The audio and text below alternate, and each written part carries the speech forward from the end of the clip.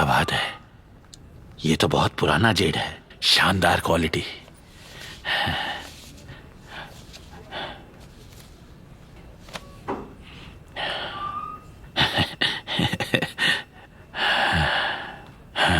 Old son, जानता हूं वो खानदान की नैया वूजी की पीढ़ी तक अब आ ही चुकी है। उसका अंकल होने के नाते तुम्हें चिंता है कहीं वूजी दोबारा पानी में न चला जाए। वो फैमिली का वो इकलौता वारिस है और अभी वो बच्चा है। नॉर्मल जिंदगी जीने में क्या बुराई है? वो लड़का खुद को खतरे में झोंक रहा है, बेवकूफ कहीं का।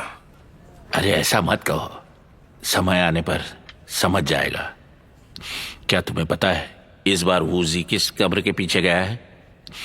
वो वोंगजी वाली। और जानते हो कि वो इलाका शैनपियाशे का है। और ये सब तो इन नौजवान बच्चों के लिए ट्रेनिंग का अच्छा मौका है। यार कितनी समझदारी वाली बातें कर रहे हो तुम, और इसीलिए उस लड़के को तुम्हें अंकल ही पुकारना चाहिए। ये क्या कह रहे हो मेरे दोस्त? देखो, मैं तुमसे कुछ भी नहीं छुपा रहा हूं। मैंने सुना है आजकल तुम शी खानदान के बड़े पीछे पड़े हुए हो। वो सब तो बेकार की अफवाहें हैं। जी खानदान के मास्टर हुआ ने चैन पियासा के साथ पंगा लिया है। आजकल के लड़कों ने असली दुनिया को देखा ही कहाँ है। चैन पियासा? हाँ। अरे उसकी तो आधी टांग वैसे ही कब्र में है। भला शेयू चैन उससे क्यों भिड़ेगा? चैन पियासा ना ही सही, पर उसके पुराने चेले और नए चेले जिंदा है ना। छोड़ो यार, उसी में दम था। उसके चेले चपाटे क्या बिगाड़ लेंगे। मेरे दोस्त, तुम भी ना इतने सालों से इस धंधे में टिके हो। आखिर हमारी जिंदगी में इज्जत से प्यारा क्या है भला? हाँ, बेइज्जत होने के बाद चैन पियासे चुपचाप तो नहीं बैठा रहेगा ना। चैन पियासे भी इसी बिजनेस में है। कल को अगर उसकी इज्जत मिट्टी में मिल गई तो वो किस मुंह से इस बिजनेस पर टिक पाएगा? और फिर चैन पियासा और जी यू चैन दोनों मिस्टिक 9 के सदस्य हैं, और ये होंग के भी चेले। और क्या पता चैन पियासा अपना बदला लेने के लिए जाने क्या करेगा। मास्टर ने उसे निकाला। यही चैन पियासे के लिए सबसे बड़ी बेइज्जती का सबब है। अगर तुम सोच रहे हो कि वो सिर्फ इसी वजह से जियू चैन से लड़ेगा तो ये तुम्हारी भूल है। मुझे ये बताओ, चैन पियासे जिंदा है कि नहीं? झूठ नहीं बोलना, शराफत से बता दो तुम क्या ढूंढ रहे थे।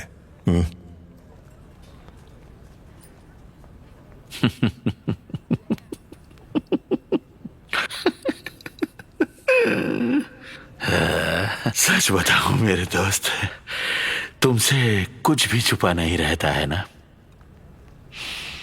सच ये है, मैंने सुना है ये फैमिली के साथ कुछ ना कुछ बड़ा हुआ है। शी लियाहू की लाश मिली है।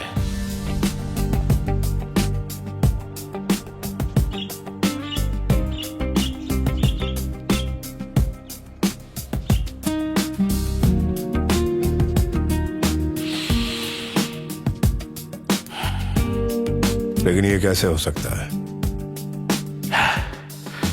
मैंने भी बस इस बारे में सुना ही है, पक्का नहीं कह सकता कि सच है या नहीं। ऐसा भी सुना है कि शी यू चैन अपने सौतेले पिता का फ्यूनरल करना चाहता है और उसे ऑफर करना चाहता है स्नेक आईब्रो कॉपर फिश। लेकिन ये सब सुनने के बाद ऐसा लगता है कि वाकई में सब सच है।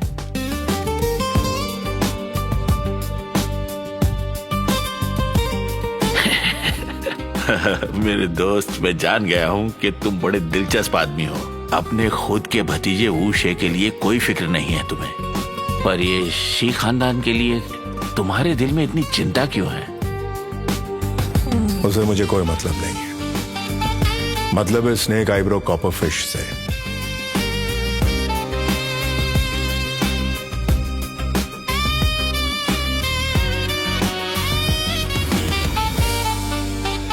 ये बेचारा बुढ़े बाबा ने कितनी मुश्किल झेली होगी।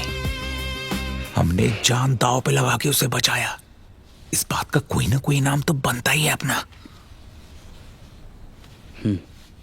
क्या कहते हो?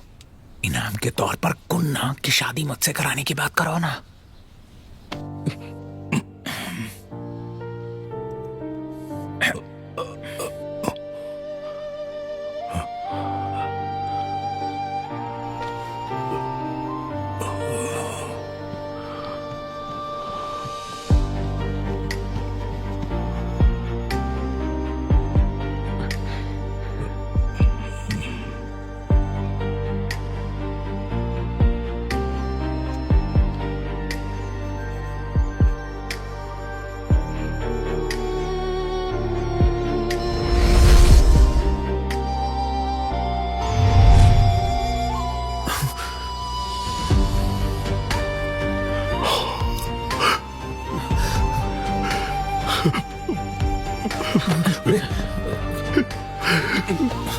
इतने साल हो गए, आप अभी भी वैसे के वैसे ही है। बाबा खड़े हो जाइए।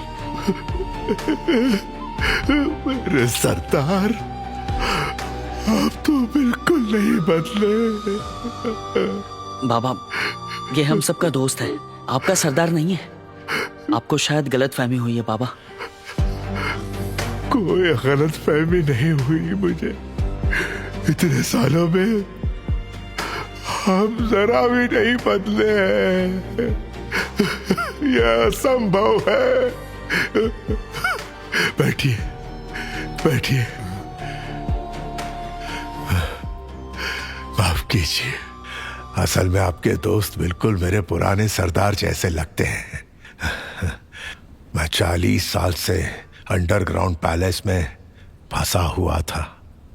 दिन की रोशनी नहीं देखी मैंने। ऐसे में कोई भी पागल हो जाता। मुझे नहीं पता आप लोग कौन हैं, क्या है। मुझे ये भी नहीं पता आप वहां नीचे क्यों थे। इसीलिए मैंने आपको रोकने के लिए वो सब कुछ किया था, ताकि आप दोबारा उस जगह पर ना जाएं। समय की शुरुआत से ही वो जगह दुर्भाग्यपूर्ण रही है।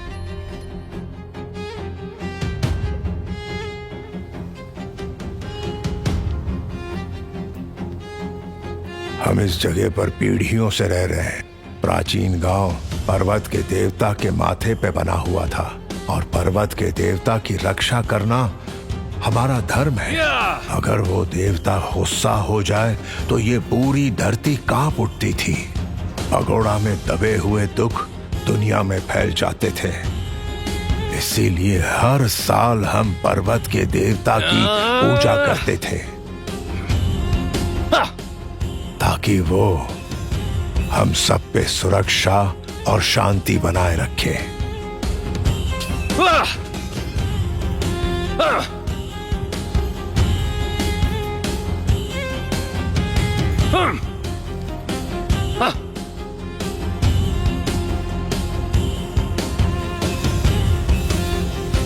वो देखो क्या है? तूफान कहाँ से आ गया? वो क्या हो रहा है वहाँ पर? कहा जाता है उस पगोड़ा में एक राक्षस रहता है। अगर पगोड़ा गिरा तो चारों ओर विनाश ही विनाश होगा।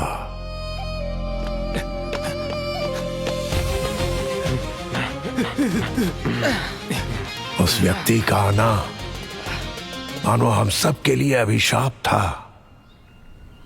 मेरे हिसाब से वही वो राक्षस था जो पगोड़ा में बंद था। कौन हो तुम? मैं वुहान यूनिवर्सिटी का एक प्रोफेसर हूँ। अपने कुछ स्टूडेंट्स के साथ गुआंगसी में पुरानी जगहों की रिसर्च करने आया था। कभी सोचा नहीं था कि इतने अजीब हादसे हो जाएंगे। फिर एक भूकंप आया। प्लीज प्लीज मेरे स्टूडेंट्स को बचा लीजिए, बचा लीजिए उन्हें।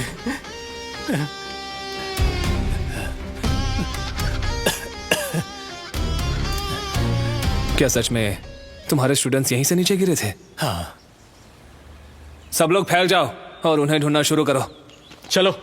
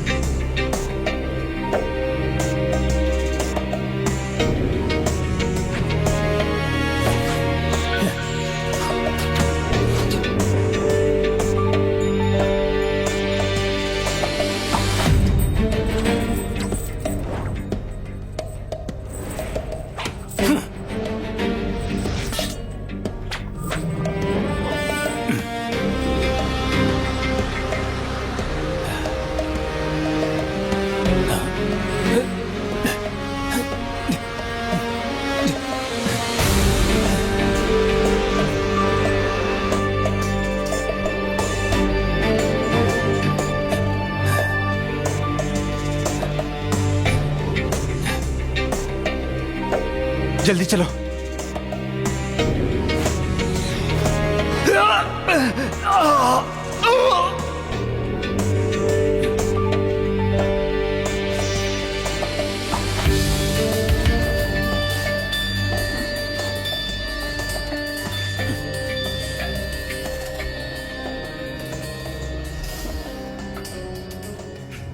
सच तो यह है कि यहां कोई नहीं गिरा है।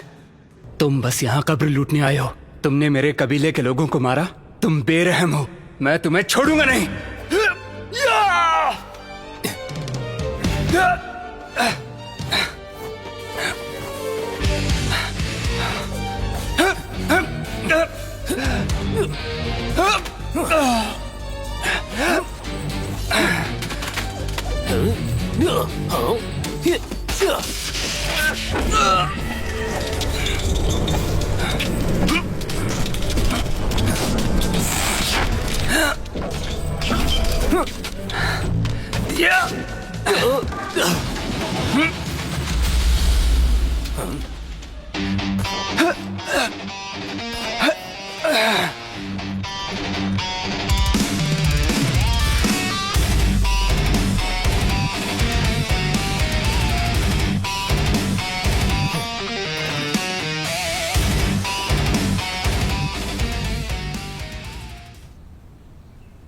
अरे एक सेकेंड, पर चेनपी आसी तो जब ये टूम लूटने आया था तो अंधा हो गया था ना? मेरे दादाजी ने मुझे इसके बारे में बताया था। उस समय सरदार लोगों के साथ जंगल में गए हुए थे। तभी उन्हें एक धमाका सुनाई दिया। सरदार समझ गए कि बुरा हुआ है, इसलिए उन्होंने दादाजी और भाइयों को पगोडा के पास बुलाया। बताओ कौन हो तुम? वहां नीचे क्या कर रहे थे? ये ओल्ड चीफ है। पता नहीं कैसे मैकेनिज्म चालू हो गया और जमीन धंसने लगी। मुझे बाकियों की चिंता हुई, इसलिए मैं नीचे चला गया। झूठ। कबीले के नियम के अनुसार गद्दारी की एक ही सजा थी, आंखें निकालना। सरदार ने खुद ये सजा दी। एक ही झटके में उनकी आंखें चली गई। बाबा श्याम, क्या आप बता सकते हैं कि आखिर इस टॉम में कौन सा राज छुपा हुआ है? जो राज नीचे दफन है उसे जमीन के नीचे ही दफन रहने दो। ज्यादा लालच के लिए अपनी जान खतरे में डालना बेवकूफी होगी। दोस्तों, बाबा अभी पूरी तरीके से ठीक नहीं हुए हैं। उन्हें आराम करने दें। ठीक है ठीक है ठीक है ठीक है।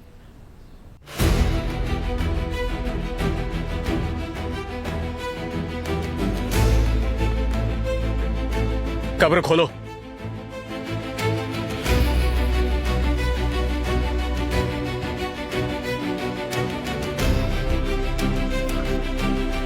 उसका गोद लिया बेटा जी लिया हुआ। उसकी टीम ने अब तक कई बार खतरनाक कब्रों की खोज कर रखी है।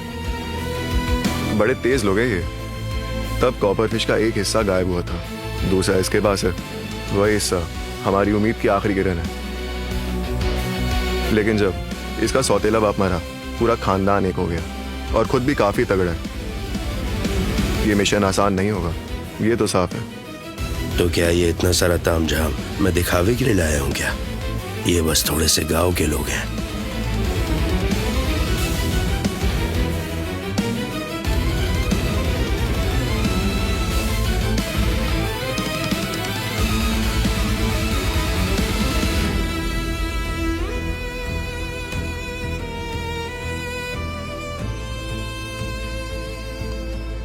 मास्टर हुआ, हम ये क्यों कर रहे हैं? तहकीकात तो चल रही है ना? कोई तो है जो हमारे रास्ते में रुकावट डाल रहा है, वरना अब तक कुछ मिल जाता। मुझे नहीं पता वो कौन है, पर वो छोटे चाचों की मौत से जुड़ा है और कॉपर फिश से भी।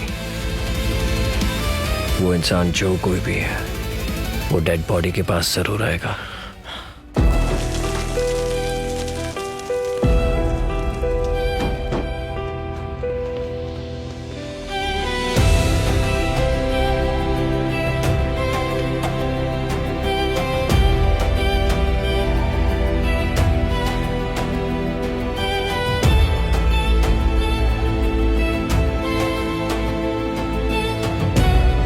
बंद करो और भर दो।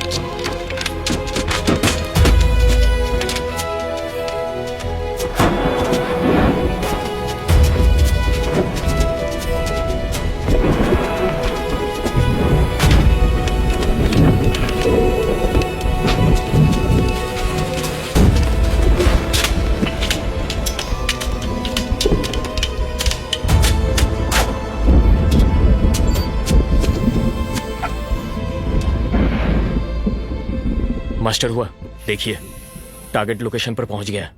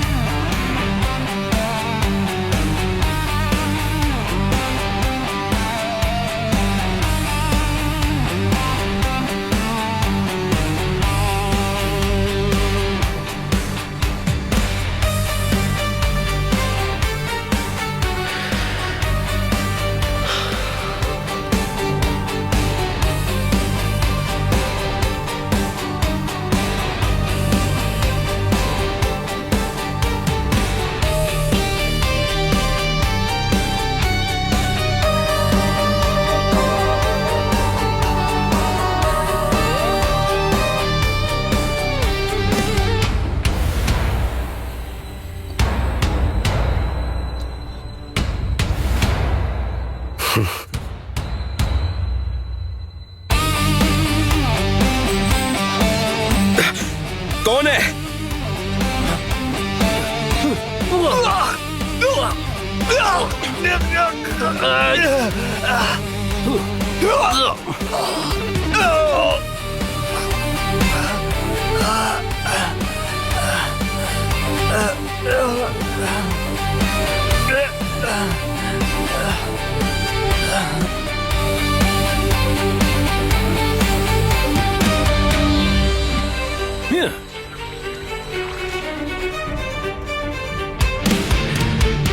अभी भी वही फुर्ती है। मास्टर हुआ, वो चीज जान प्यासा के हाथ लग गई है। हमारा बना बना प्लान खराब हो जाएगा।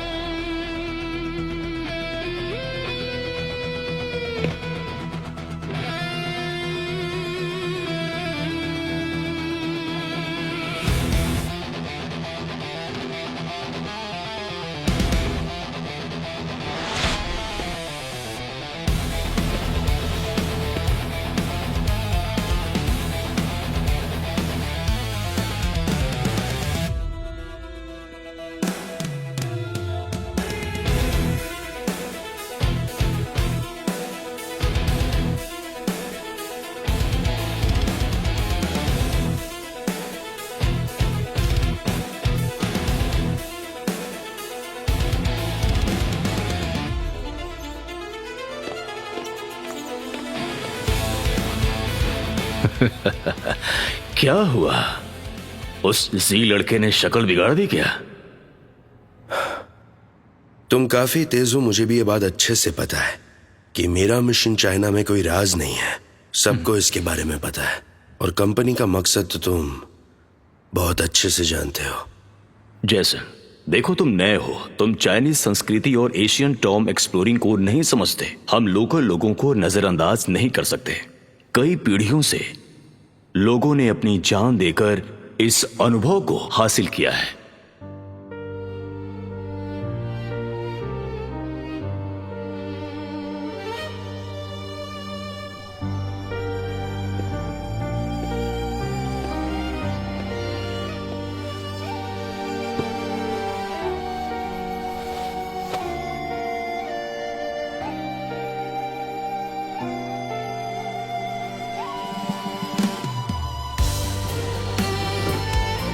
तुम इतने निर्दय क्यों हो गए? ये तो वो नहीं है जो हमने सोचा था। देखो, आज भी हमारा लक्ष्य भाइयों का बदला लेना है। ये तो पहले भी नहीं बदला था, तो इसमें अलग क्या है? लेकिन इस सब में बच्चों की क्या गलती है? कुछ चीजें बस करनी ही पड़ती हैं, जैसे दीवार पे घोड़ा चलाना। ये भी बिल्कुल वैसा ही है, वरना वुशी और उसके दोस्त दर्दनाक मौत मर सकते हैं। वैसे भी उसे मौत देखी है, परेशान क्यों? वो तुम्हारा भतीजा है। वो तो है ही, इस बात से मैंने कहा इनकार किया। क्या तुम सच में उसी को आग के दरिया में कुत्ते देख सकते हो? हाँ, शायद ही को भूल गए।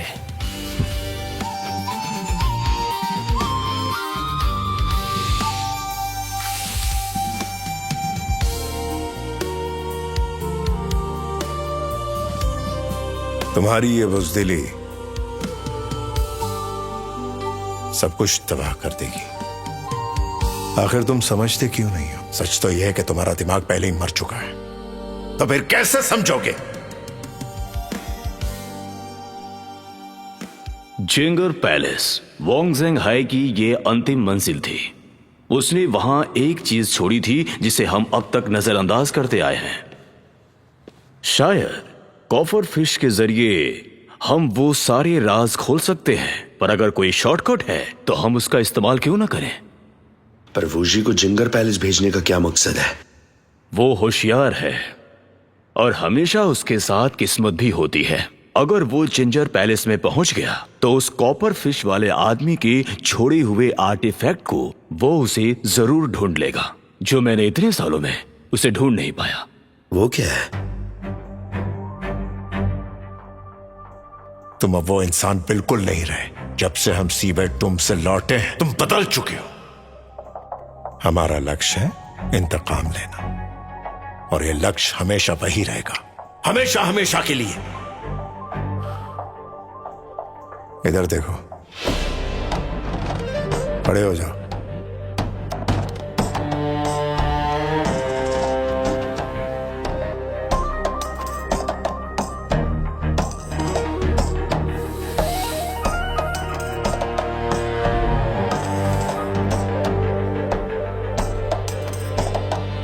हम में से हर कोई मरेगा, लेकिन कब्रिस्तान नसीब नहीं होगा।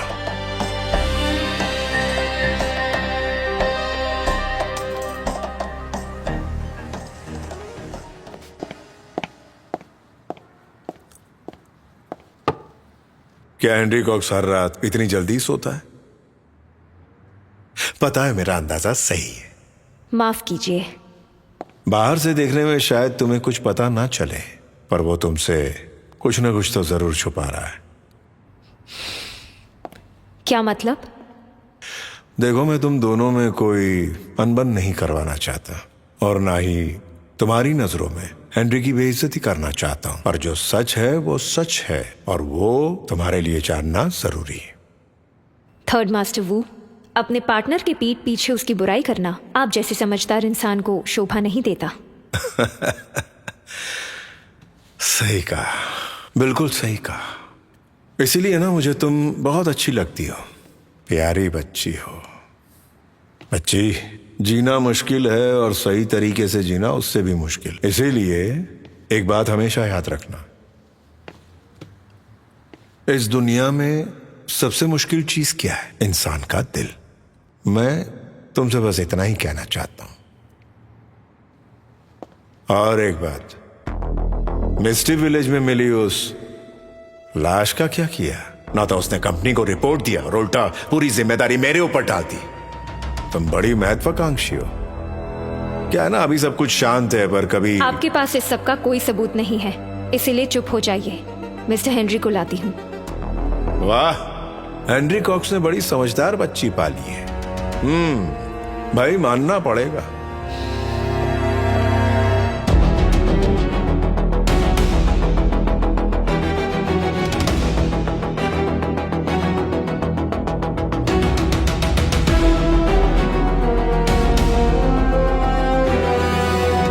मेरे प्यारे दोस्त, तुमसे दोबारा मिलकर बहुत अच्छा लगा।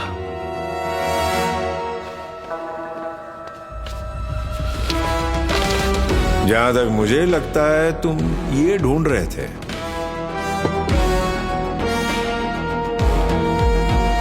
मुझे तो लगा था ये चेन पियाशी के पास था। हाँ, मैंने इसे मास्टर सी से खरीद लिया, वो खानदान की 2 टूम्स के बदले। वैसे तुम्हें बता दूं, मुझे इस चीज की कोई जरूरत नहीं है।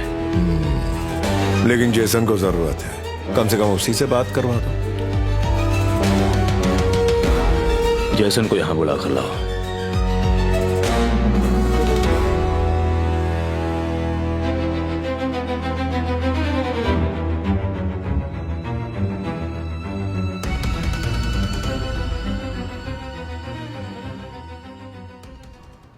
बच्चे, इसके लिए मैंने बहुत बड़ी कीमत चुकाई है।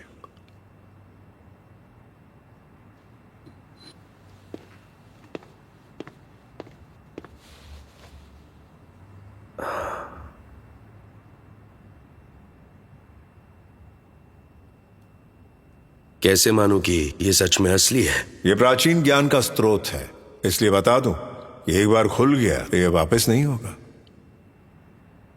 मैंने कभी नहीं सोचा था कि थर्ड मास्टर वू मेरे से बिजनेस करेंगे। मुझे अपनी कीमत बताओ। वॉरिंग स्टेट्स की सिल्क मैन्युस्क्रिप्ट। पर मैं जानता हूं कि उसके असली मालिक मिस्टर हेनरी कॉक्स हैं। मैं उनके लिए बात नहीं कर सकता। कर सकते हो। मिस्टर हेनरी कॉक्स के साथ इतना अरसा काम करने के बाद भी आप कुछ चीजें बिल्कुल भूल नहीं पाए। बच्चे, मेरे बारे में पता कर लेना। मेरा काम बड़ा सीधा साधा होता है, जितना सीधा उतना अच्छा। और एक बात, चाहे काम तुम्हारे साथ हो या उसके साथ, मैं मुनाफा देखता हूं और कुछ नहीं। मिस्टर हेनरी कई सालों से वॉरिंग स्टेट्स का सिल्क मैन्युस्क्रिप्ट पढ़ रहे हैं और जो फोटोज उन्होंने स्कैन किए हैं वो दरअसल मुझे असली चाहिए।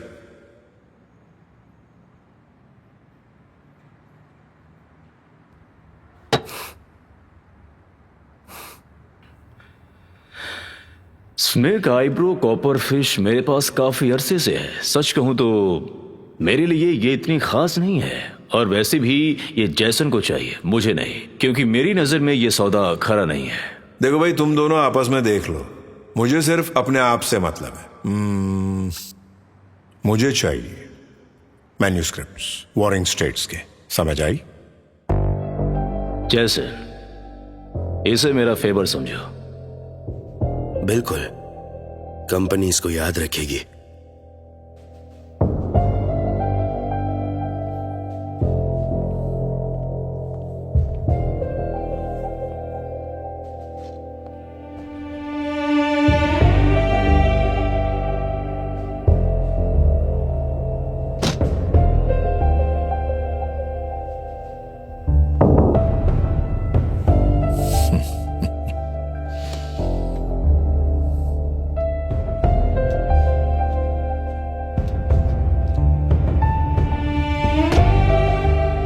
वो सेंगजिंग, तुम्हें सिल्क हसलिपि मिल गई।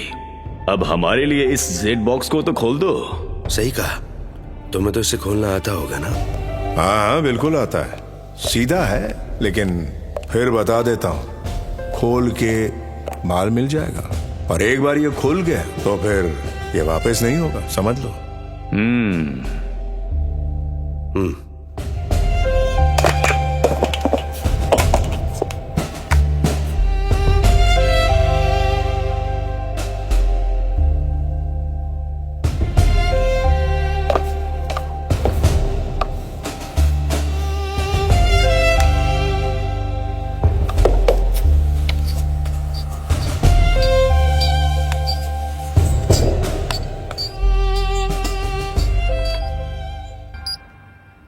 लोकेटर? क्या शियू ने बॉक्स के अंदर लोकेटर रखा था?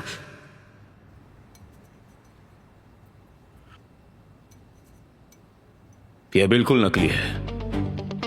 तुम्हें इसके बारे में कैसे पता? मैंने पहले इसके साथ काफी वक्त बिताया है। वो सेंगजिंग, ये मुझे नकली लगती है, इसलिए हमारी डील कैंसिल। मैंने पहले ही साफ साफ कह दिया था कि मैं ये सौदा कर रहा था सिल्क मैन्युस्क्रिप्ट के लिए। ये डील जेड बॉक्स की थी, कॉपर फिश की नहीं।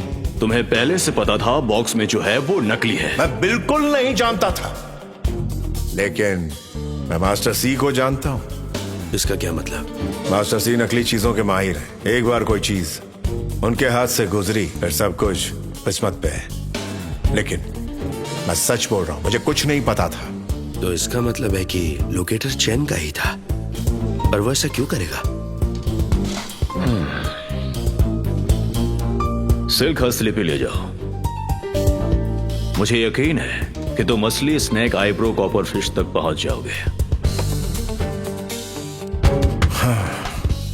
शुक्रिया आप सबका।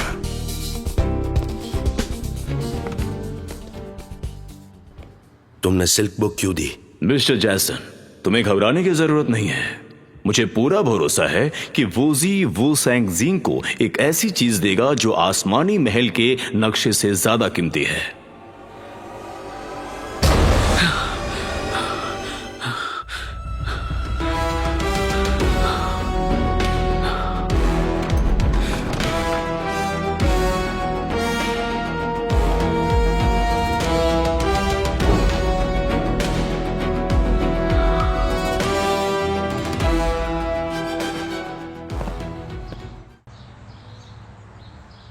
इस विषय पर हमारी बात हो चुकी है ना।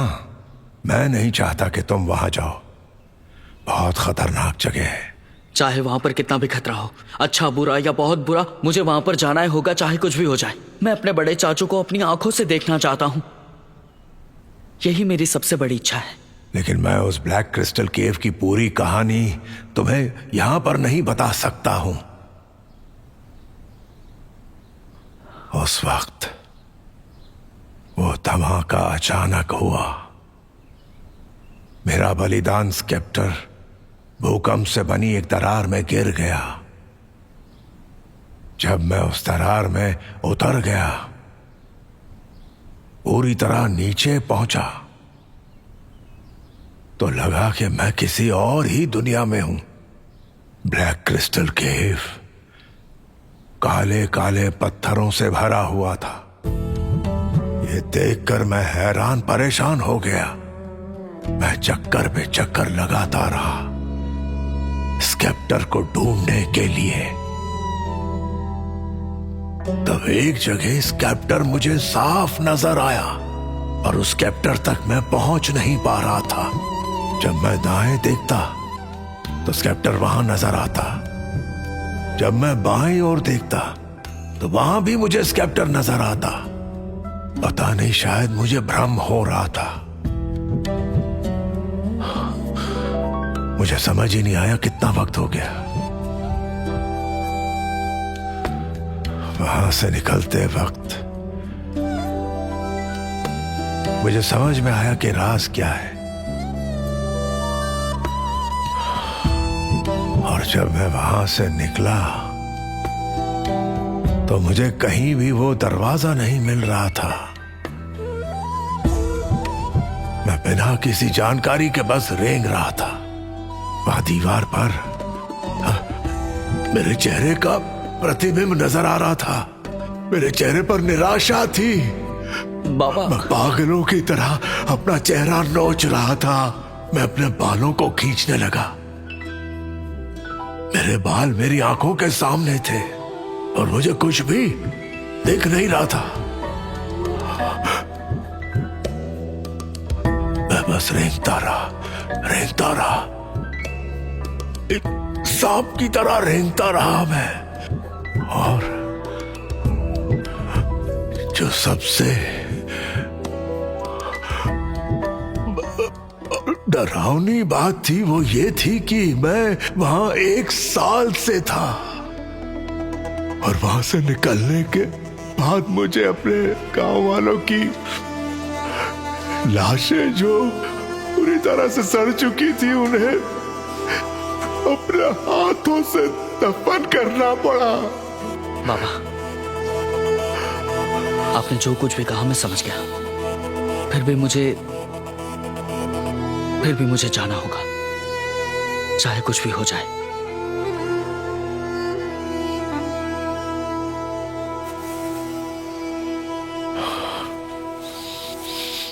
ये वो नक्शा है जो मैंने अंडरग्राउंड पैलेस के अंदर बनाया था।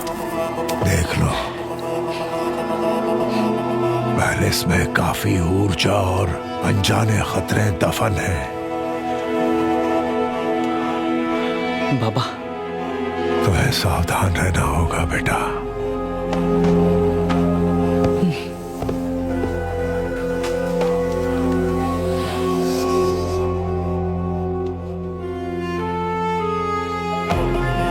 बाबा शिव, वक्त कम है, हमें जल्दी निकलना पड़ेगा। शुक्रिया बाबा।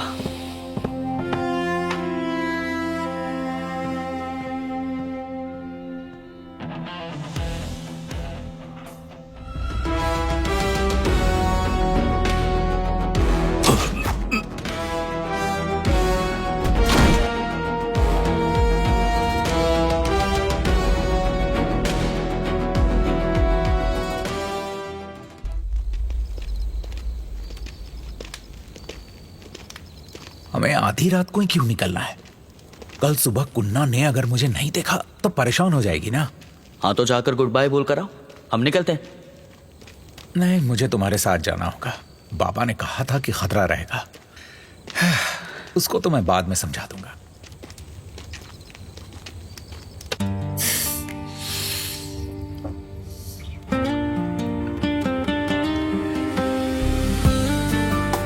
दुआ करता हूं कि यहां पे कोई खतरा ना आए।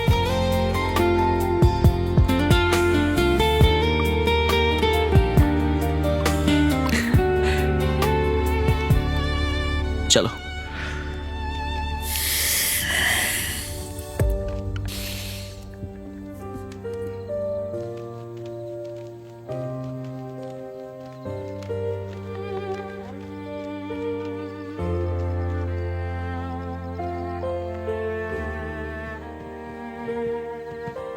बाबा यहाँ से काफी सालों से दूर थे ना, तो उनको यहाँ की आदत नहीं रही। आजकल वो ठीक से नहीं सो पा रहे। सच में? अगर उनको नींद नहीं आ रही है तो उनकी दवा में हम थोड़ी शांत करने वाली बूटी मिला देंगे। ठीक है।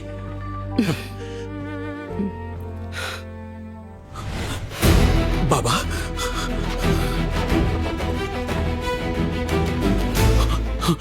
बाबा,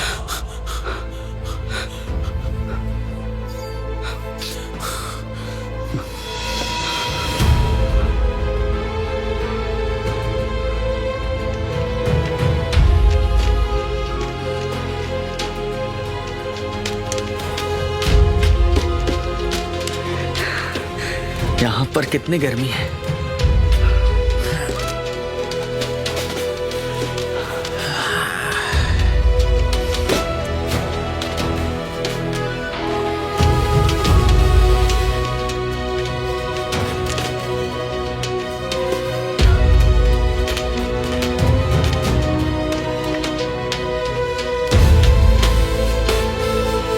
हम लोग जमीन के कितना अंदर उतर आए हैं। यहाँ तो सांस लेना भी मुश्किल हो रहा है। लगभग पहुंच ही गए। शुक्र है।